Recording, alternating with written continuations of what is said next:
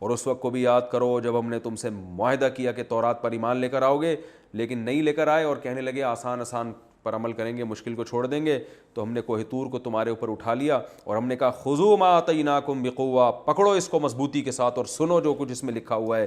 قالوا، تو کہنے لگے سمعنا وعصینا، ہم نے سن لیا مگر ہم مانیں گے نہیں۔ یہ جو سمعنا وعصینا ہے نا، ظاہر ہے کوئی زبان سے یوں تھوڑی کہے گا ہم نے سن لیا اور ہم نے نہیں مانیں گے، یعنی اوپر اوپر سے کہا کہ ہم نے سن لیا اور دل میں کیا تھا؟ مانیں گے نہیں۔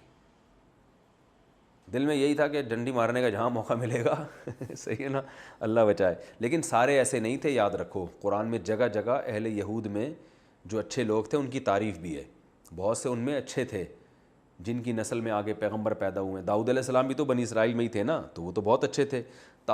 جالوت کے خلاف جو لڑنے والے تھے وہ بھی تو بنی اسرائیل میں تھے نا، تو سارے خراب نہیں تھے، میجورٹی کی بات ہو رہی ہے۔ تو اللہ فرماتے ہیں کہ مان لیا، لیکن عمل سے کیا ثابت کیا؟ یا تو عصینا کا یہ مطلب ہے کہ دل میں کہنے لگے ہم نہیں مانیں گے، یا یہ کہ زبان سے کہا سن لیا مگر عمل جو تم نے کیا اس سے بزبان حال تم نے یہ بتایا کہ ہم عمل نہیں کریں گے۔ تو اس میں صحابہ کی بھی فضیلت ثابت ہوتی ہے اس آیت میں، وہ ایسے کہ سورہ بقرہ کی آخری آیات میں اللہ نے جو صحابہ کا بیان کیا نا، قالوا سمعنا واطعنا غفرانک ربنا والیک المصیر، کہ یہ کہتے ہیں اللہ ہم نے سن لیا اور ہم کیا کریں گے؟ اطاعت کریں گے۔ تو اللہ فرماتے ہیں، یہ کہاں چلا گیا؟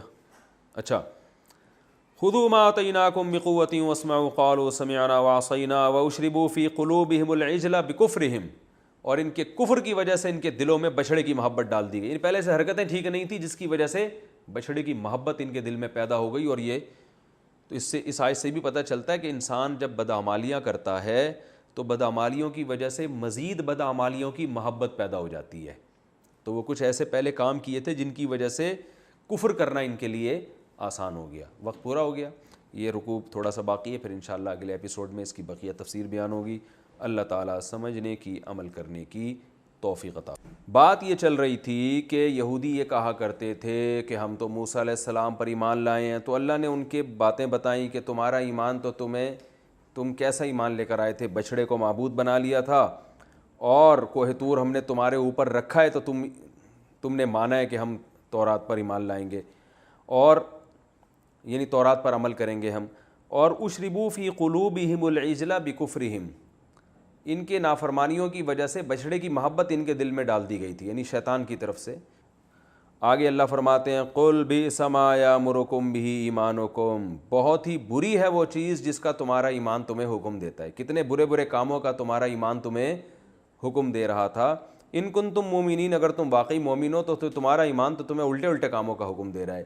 اس سے صاف پتہ چلتا ہے کہ جو ایمان کا لیبل تم اپنے اوپر لگا رہے ہو نا، وہ بھی تم پہ لگتا نہیں ہے، اس لحاظ سے بھی تم مومن نہیں ہو۔